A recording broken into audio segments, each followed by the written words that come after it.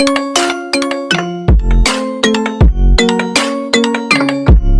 Morning everyone.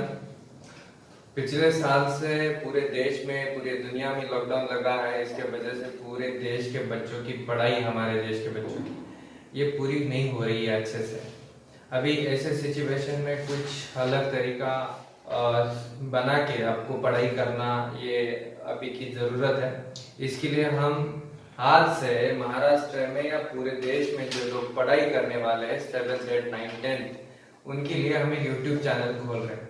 Specially जो Maharashtra state board के बच्चे हैं, जो इंग्लिश मीडियम और मराठी मीडियम के लिए, या दोन्ही विद्यार्थ्यांसाठी 7वी 8वी 9वी आणि 10वी यामध्ये शिकणाऱ्या जवळपास 80 लाख विद्यार्थ्यांसाठी आम्ही एक यूट्यूब चॅनल स्टार्ट करतोय आणि त्याच्या माध्यमातून आम्ही जे बेसिक कन्सेप्ट आहेत, solved examples, unsolved example, practice set आणि प्रॉब्लेम सेट, या सगळ्या गोष्टी आम्ही कव्हर अप करणार आहोत मॅथ, सायन्स, SST आणि मराठीच्या बाबतीमध्ये।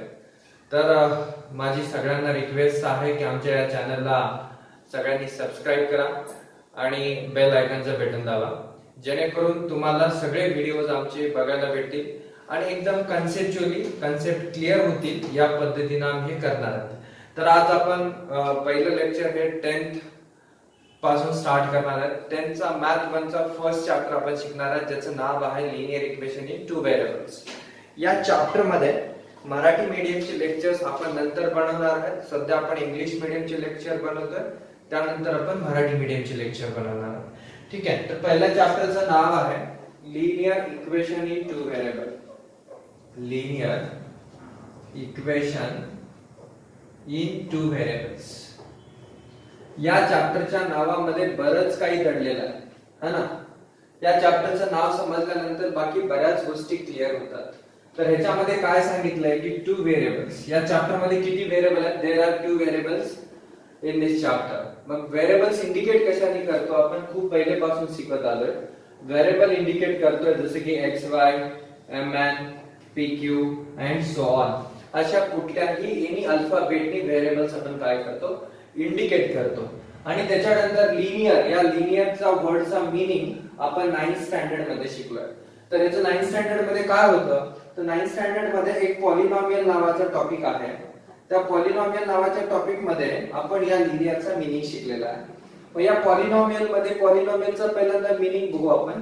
तर पॉली मध्ये 2 वर्ड्स येतात छोटे, एक पॉली प्लस नॉमियल। आणि या पॉलीचा मीनिंग होतो मेनी।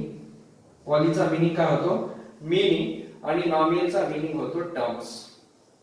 ठीक आहे, मग क्लासिफिकेशन ऑफ पॉलिनॉमियल्स हे बेस्ड ऑन 2 टाइप्स आहे, एक तर according to degree and according to terms. Classification of polynomials based on according to degree और अकॉर्डिंग टू टर्म्स। मग according to degree there are 3 types and according to terms there are 3 types of polynomials. तर ह्याच्यामध्ये याचे type शिकण्याच्या आधी आपण what is mean by degree हे शिकणार आहोत।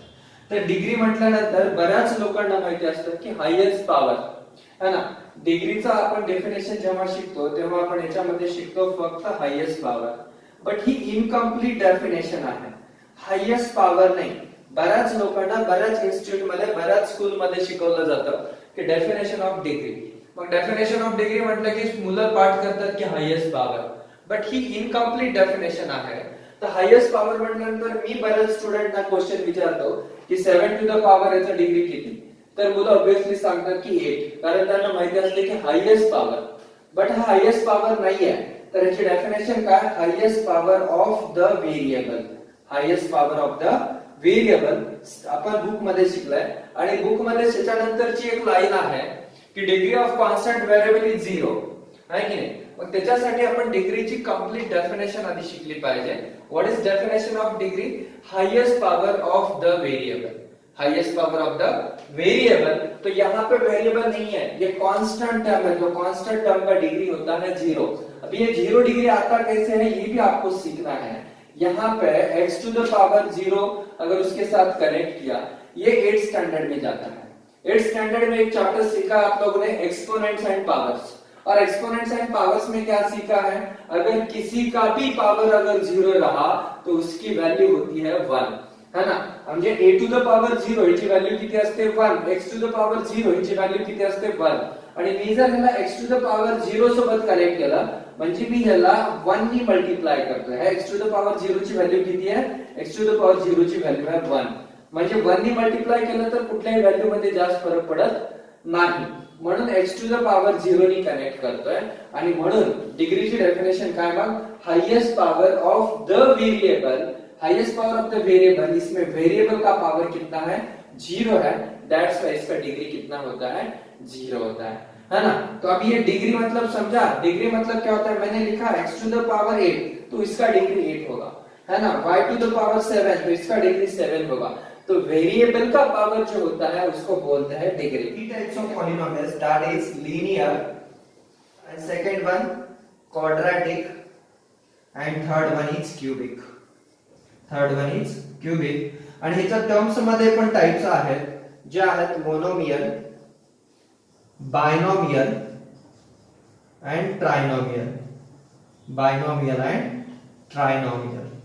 ठीक आहे. तर ह्याच्यामध्ये आपण एक एक बघणार आहे. What is mean bye linear? तर लिनियर म्हणजे काय? Highest power of the variable is 1. Highest power of the variable म्हणजे आपण डिग्रीची डेफिनेशन काय बोलतो की highest power of the variable म्हणजे ज्याचा हाईएस्ट पावर हा 1 असतो त्याला आपण लिनियर म्हणणार. ज्याचा हाईएस्ट पावर 2 असेल त्याला क्वाड्रॅटिक म्हणणार आहे आणि ज्याचा हाईएस्ट पावर 3 असेल त्याला आपण क्यूबिक म्हणणार आहे. म्हणून ह्याच्यामध्ये काय? Linear means highest power of the variable is 1, that is degree is equal to 1, है ना. तो चैप्टर की डेफिनेशन आपको क्लियर कर, मतलब उसका नाम क्लियर हुआ होगा. क्या है नाम? लीनियर इक्वेशन इन टू वेरिएबल. इसमें दो वेरिएबल है और उसका डिग्री कितना होना चाहिए? 1 होना चाहिए, है ना. इसमें 2 वेरिएबल्स और उसका डिग्री कितना होना चाहिए? 1 होना चाहिए. तो इसकी डेफिनेशन आपके बुक में दी है. An equation which contains 2 variable and degree of containing variable is 1, that equation is called as linear equation in 2 variable, है ना. डेफिनेशन भी बहुत सिंपल है. क्या है definition? An equation contains 2 variables and degree of containing variable is 1, that equation is called as linear equation in 2 variable. इतना simple topic है. ये अगर समझा आपको तो बाकी के सारी चीजें ऑटोमेटिकली ऑब्वियसली बहुत अच्छे से और इजीली समझ पाएंगे. ठीक है. ये सिर्फ नाम बताया है मैंने इतना. अभी उसका स्टैंडर्ड फॉर्म आपको सीखना है. Standard form. Standard form of linear equation in 2 variable. उसका स्टैंडर्ड फॉर्म क्या है? उसका स्टैंडर्ड फॉर्म है ax plus by plus c is equal to 0. यहां पे इसका स्टैंडर्ड फॉर्म क्या है? ax plus by plus c is equal to 0 where a b c are, where a b and c are real numbers. ये a b c कौन से number है? Real number. और वहां पे a and b is not equal to 0 होता है. a and b is not equal to 0. इसका मतलब है a is not equal to 0 and b is not equal to 0. तो ये भी आपको सीखना है. a is not equal to 0 क्यों होता है? b is not equal to 0 क्यों होता है? बट इसके पहले आपको सीखना है कि रियल नंबर क्या होता है. सो रियल नंबर क्या होता है? ये आपने बहुत 7th 8th 6th में सीखा है. क्या होता है रियल नंबर?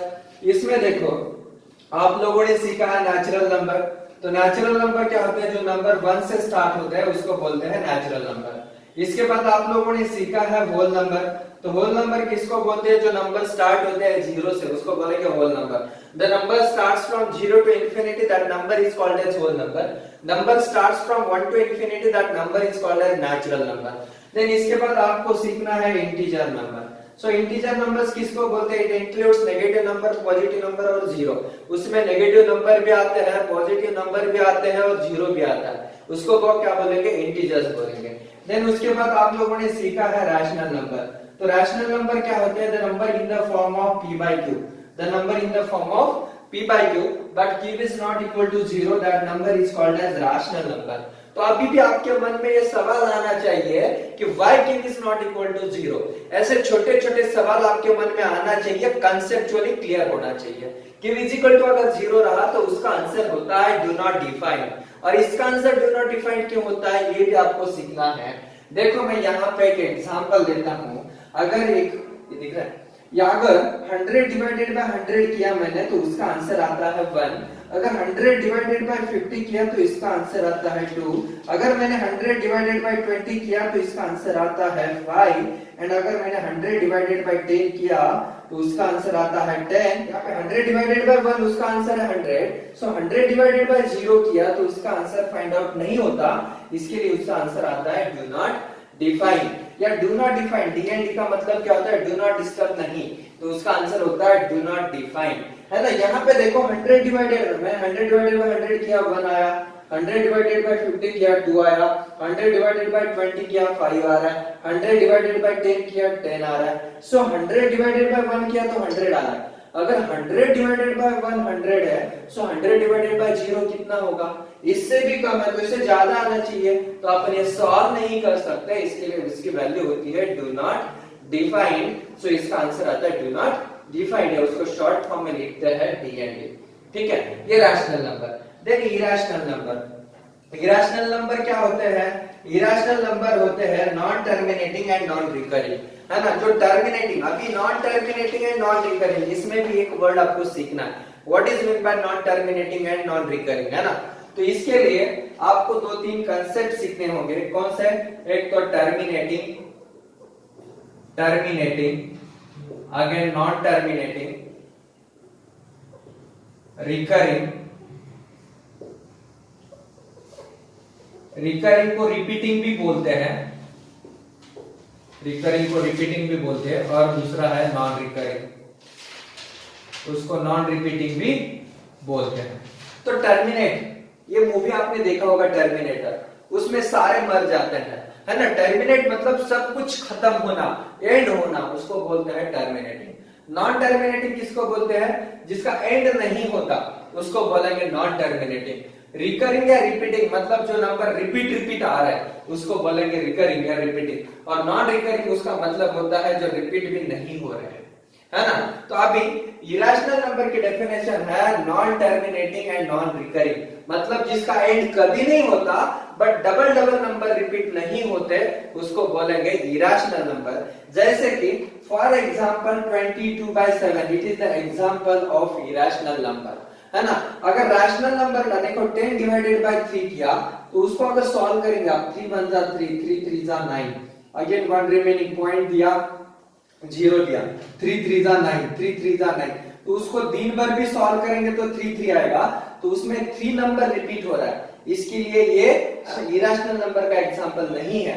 तो इरेशनल नंबर में क्या होता है? Non terminating and non recurring, जो टर्मिनेट भी नहीं होता और जो रिपीट भी नहीं होता, उसको बोलेंगे इरेशनल नंबर। और ये सारे नंबर को अगर मैंने इकट्ठा किया तो उसको बोलेंगे रियल नंबर। अगर ये सारे नंबर्स को मैंने इकट्ठे किया तो उसको क्या बोलेंगे? Real number. समझ में आ रहा है? ये होता है रियल नंबर। अभी आपको सीखना है why a is not equal to 0 और why b is not equal to 0। तो उसका स्टैंडर्ड फॉर्म क्या है? उसका स्टैंडर्ड फॉर्म है ax plus by plus c is equal to 0। यहां पे मैंने यहाँ पे क्या है? a is not equal to 0 and b is not equal to 0।